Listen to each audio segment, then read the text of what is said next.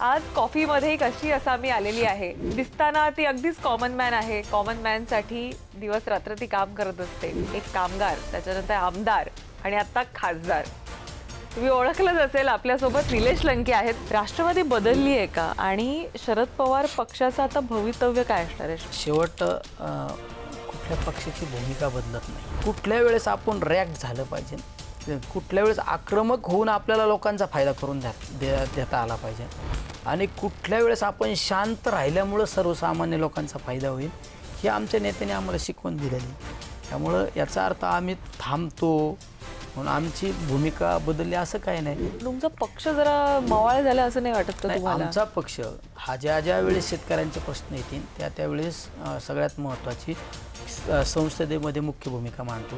कांद्याचे भाव ढासळल्यानंतर आमच्या पक्षाचे खासदार सुप्रियाताईंच्या नेतृत्वाखाली आम्ही सगळे कांद्याच्या गळ्यात माळा घालून आम्ही त्या ठिकाणी संसदेसमोर आंदोलन केलं. 2023 मध्ये जेव्हा तुमच्या पक्षामध्ये फूट पडली, अनेक लोक ही इकडचे तिकडे गेले. तुम्हाला पण ऑफर दिली असेल, तुम्ही का नाही गेलात तिकडे? काय कारण होतं इथं थांबलात ते? नेत्याबरोबर राहत असताना प्रामाणिकपणे राहिलं पाहिजे आणि तुमची भूमिका सुद्धा प्रामाणिकपणेच मांडली पाहिजे. मी जर माझी भूमिका बदलली असती तर मी माझ्या शेवटच्या श्वासाला सुद्धा मला माझ्या मनात राहिलं असतं की मी देवासारख्या माणसाला मी फसवलं.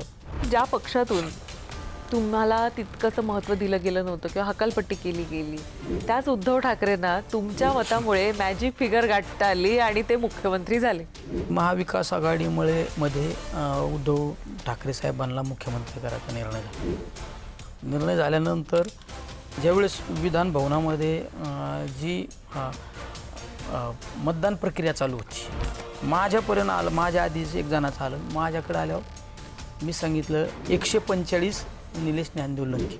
145 म्हणजे बहुमताचा आकडा सिद्ध झाला. त्याच वेळेस हाऊसमध्ये एकदम जल्लोष झाला आणि मुख्यमंत्र्यांचं स्वागत केलं का तुम्ही आता मुख्यमंत्री डिक्लेअर झाले ना. म्हणलं पण साहेब तुम्ही मला पक्षातून काढलं, पण माझ्याच मताने तुम्ही मुख्यमंत्री झाले. साहेब एवढे हसले, मला अशी मिठी मारली त्यांनी.